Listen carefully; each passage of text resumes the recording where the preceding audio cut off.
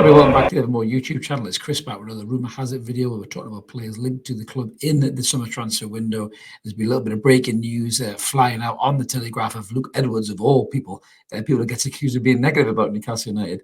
He has talked about a player being strongly linked to Newcastle United. Apparently, we've been watching him for some time. He's a midfielder. We're going to have a look at his stats in a minute, just have a little chat about it and see what we think about this player, what we know of him, what you guys or think about it in the comments. Let us know as well. Before we get stuck in, just a little reminder, if you haven't already, please click subscribe. I'd love you to come and join us. We're on 3,820, I think, believe subs. So we're closing on 4K. Smash that button, come and join us. Loads of transfer banter over the close season. We've never been off talking about transfers, and I think we're going to be very, very busy. Hopefully, soon enough, if we get James Maddison in the bag as well, we'll have a signed, sealed, delivered video, because I'm really looking forward to that as well, what a signing that will be. But before we get to that, let's have a look at this player who's been linked to us recently.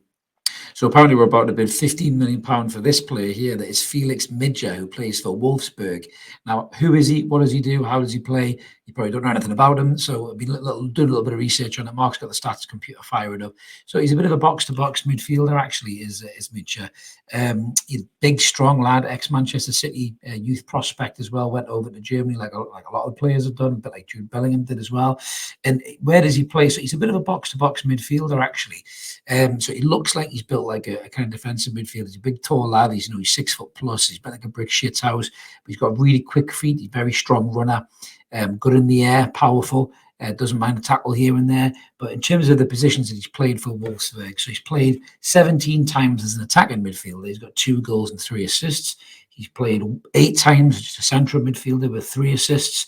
Once as a right-sided midfielder and once as a defensive midfielder. He can play in the 6, but it doesn't look like he plays there a great deal. So I don't know what kind of plans Eddie would have from bringing him into the squad. He seems almost like a bit of a backup for a Joe Willock type player. Energy, carries the ball well, real strong runner with the ball, very composed, very relaxed with it. So, he could be, a kind of a replacement for Longstaff or Willock in terms of squad management, with so much football next season. So that's why we've compared him next to Sean there, as you can see. But looking at the two of them side by side, so Mitch is 22 and Sean's 25. He's played 31 times versus Sean's 41. So 90 minutes played, Mitch has played 20 versus Sean's 34. 3 goals apiece, 5 assists for Mitch, 4 for Sean. So they're very comparable in that regard. Passes per game, Mitch is slightly behind. He's 34 versus Sean's 41. Progression, 75% in terms of the completion percentages, and 81 for Sean. Progressive passing, Mitch is slightly ahead at 4.22. Key passes, he's slightly ahead at 0.98. Passes into the kind of area, he's 0.54 versus Sean 0.75. Assists, he's slightly higher at the 0.25. Tackles, he puts in more tackles than Sean at 2.01. Interceptions, he's much higher than Sean there, the 1.23. And recoveries, he's 5.74. And drilling into a little bit more detail in terms of the key parts of the stats there. So you can see there is some reds there. The reds is obviously where he compares to players in his position over the top 5 European leagues. So he's not as good with the ball as a lot of those players are, hence why he's getting dragged back into the reds a little bit there. So I wouldn't worry too much about that. Through balls, he's up into the 90s. You can see his assist there, he's in 96. Goals, he's in the 74th percentile. But if you look at his tackle in the middle third, he's in the 69. Tackles at the third of the pitch, so the attacking third, he's at 74%. Interceptions, he's at 66. Clearances, he's at 88. So I think there's a real player you can work with there. Apparently Manchester United were interested and Borussia Dortmund were interested as well. So that tells me that the kid must be a decent player to kind of carry or curry that much favour with some of these big clubs. And these kind of prospects, when you have teams like Manchester City and Chelsea over the years who've had so many good young talents, they have to send a lot of them away because they haven't got room for all of them. I mean, De Bruyne is a great example of Chelsea.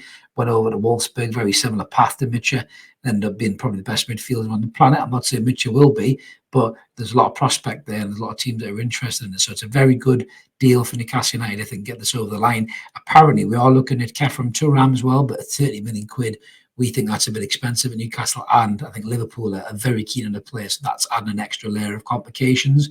So I don't think they'll push with Thuram if they can get this lad over the line, because they'll see him as a replacement for that kind of position. So that's one player that may sign. There is one player who has signed today. We did do a rumour hasn't named not too long ago, and that is this lad right here. So this is the Gambian winger, which is Yankubo Minter from the Danish side, Odense Ball Club. So he has signed for Newcastle United, 18-year-old, very exciting winger, fast, very fast, great feet, skillful. He's had a brilliant season in Danish football breakthrough season. I think he's got 5 goals and 7 assists or something like that. So we have signed him, but on the 1st of July, he will sign for us, but then he'll move over for a loan spell at Feyenoord for the 23-24 season, which I think is a great move. The Dutch Eredivisie will be a higher quality league for him to play in. Feyenoord are a great team with a lot of history and a lot of stature. Big stadium, big fan base, so there'll be a little bit of expectation on the boy's shoulders there. So I think it's a great place to send him to progress his game.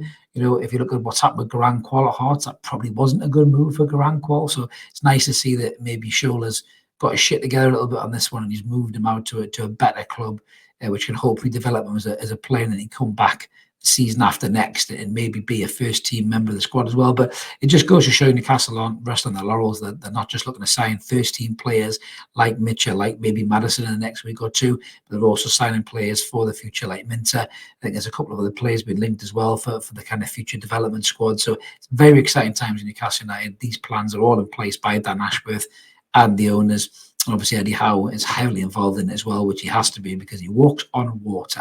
So it's very exciting for Newcastle United fans in the minute. We'll have loads more transfers to bring you pretty soon. So keep it tuned ever more, guys. Smash that subscribe button, hit the notification bell so you don't miss any of our transfer videos. And if you can like the video, help get it on YouTube, help the channel grow. We're really close to 4K. Help us get there, guys. We'll be back with some more transfer banter soon. We'll catch you later. Cheers. Bye-bye.